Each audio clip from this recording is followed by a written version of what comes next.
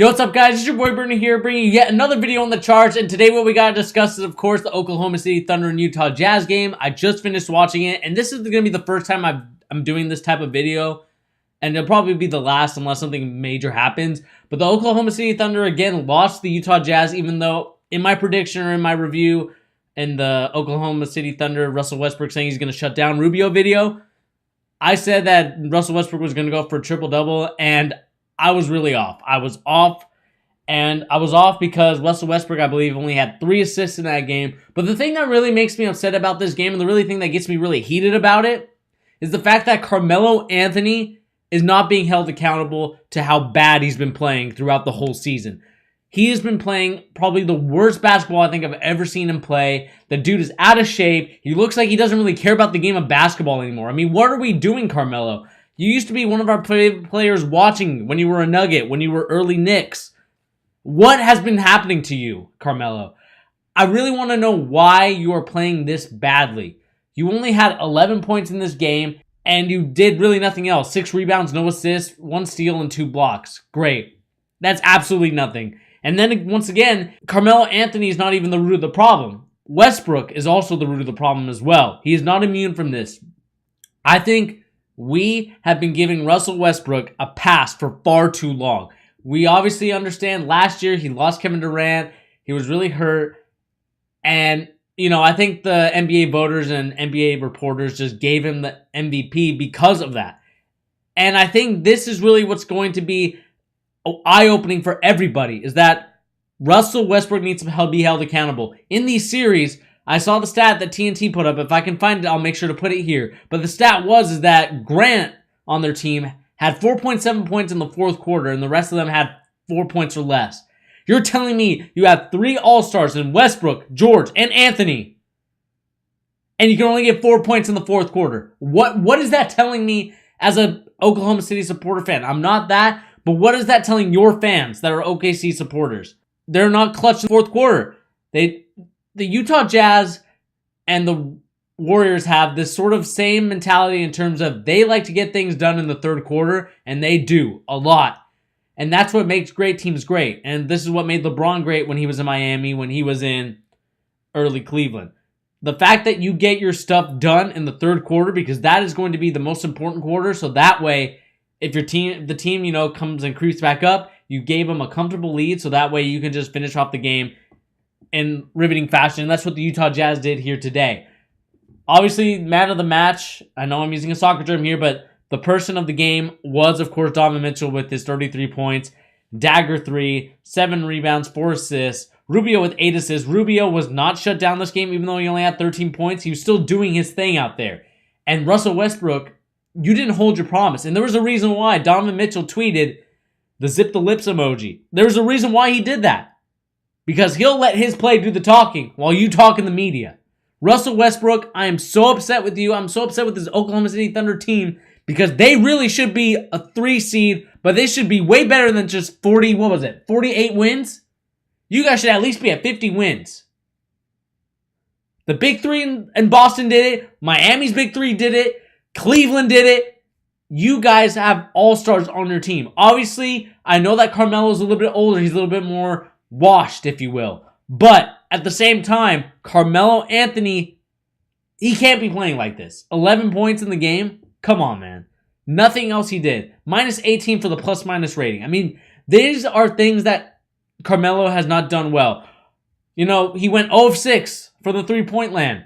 And obviously, I understand the game plan changes when you have Rudy Gobert in there anchoring the inside of the defense. And most of their points did come from inside, so they obviously had to go outside because 9% of their offense was the three-pointers during the regular season, but in this series, it's bumped up to 33%, which is going to obviously change the numbers a lot, and that's the reason why you saw Russell Westbrook only shoot 3 times from the three-point land this game. Another thing to look at, Paul George, 9 for 21, but he was 12 for 12 at the free throw line, so you got to give him props for that, but at the same time, 32 points, but an inefficient shooting night, it's not going to cut it. The bench is obviously giving you nothing. 6 points from Grant, 10 points from Breen, 2 points from Raymond Felton. What is this? What lineup is this? What am I seeing on my screen right now? Oklahoma City Thunder, Utah Jazz box scores. Meanwhile, in Utah, you got 10 efficient points from O'Neal. You got 6 from Crowder. Obviously, you probably could have had more. But all the other role players, I mean, if we look at the different role players, you only got 3 from Brewer. You got 9 from Steven Adams. Obviously, Adams isn't much of a scorer.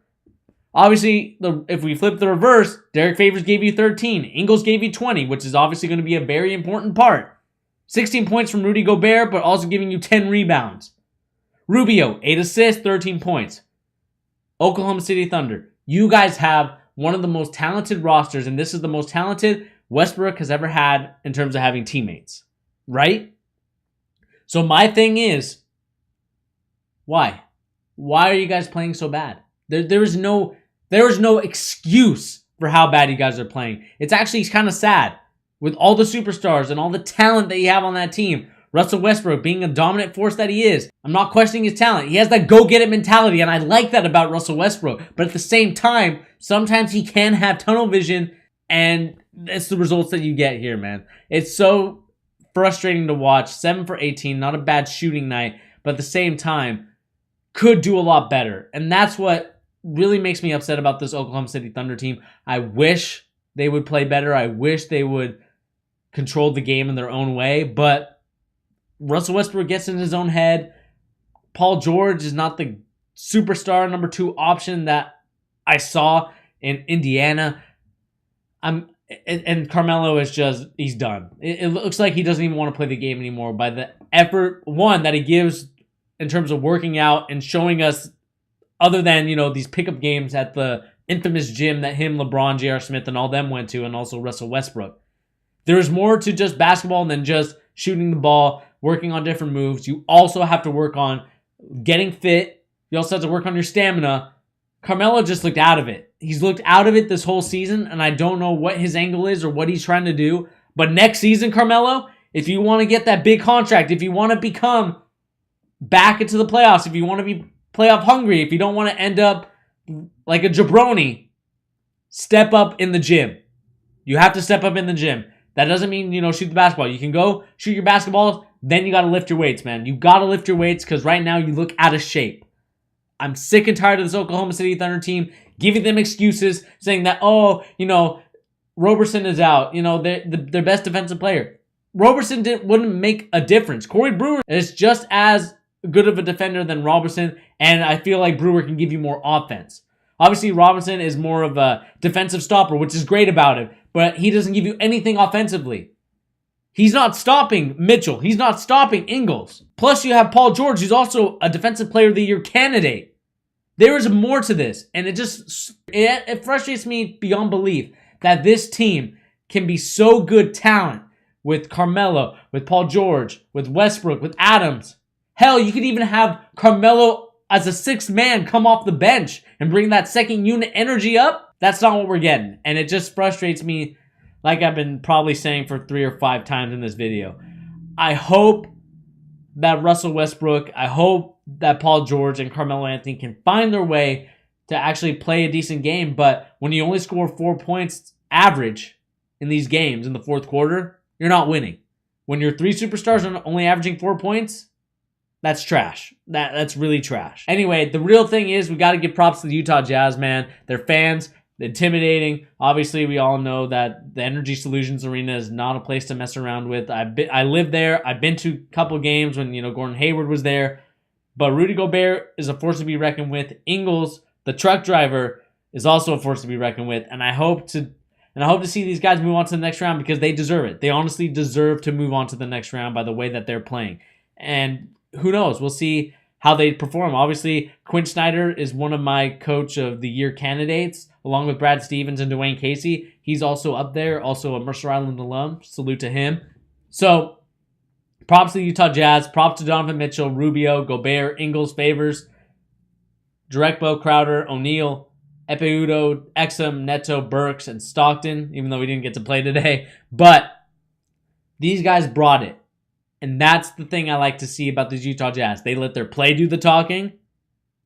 And it usually works out like that. I feel like anytime anyone else does the talking, the team that doesn't do the talking is that one that ends up showing off and showing them how it's done, how you're supposed to win, how you're supposed to get those points in the fourth quarter, and how you're supposed to dominate. Thunder, you're up. These last games are must-wins, man. I don't know if you can do it. I think the Thunder will probably win next game. I know I said that they would win this game, but they're probably going to win next game, and Utah Jazz is going to take it back to Salt Lake City and get the W. I'd have no faith in this Oklahoma City Thunder team to do anything with the way that Carmelo's been playing and the way that, you know, Russell Westbrook's doing a lot of talking, but not a lot of action. Anyway, guys, this has been your boy Bernie here with the Utah Jazz versus Oklahoma City Thunder. Obviously, the game ended 113-96. Like I said, 3-1 Utah Jazz lead, and they go back to Oklahoma City. Let's see if the Thunder get it done, or do the Utah Jazz finish them off. Anyway, guys, this has been your boy Bernie here. Please remember to hit that like button and also hit that subscribe button if you're new. And also let me know if you want me to do kind of reviews after the games, and I'll make sure to get those videos out when I can. Anyway, guys, peace.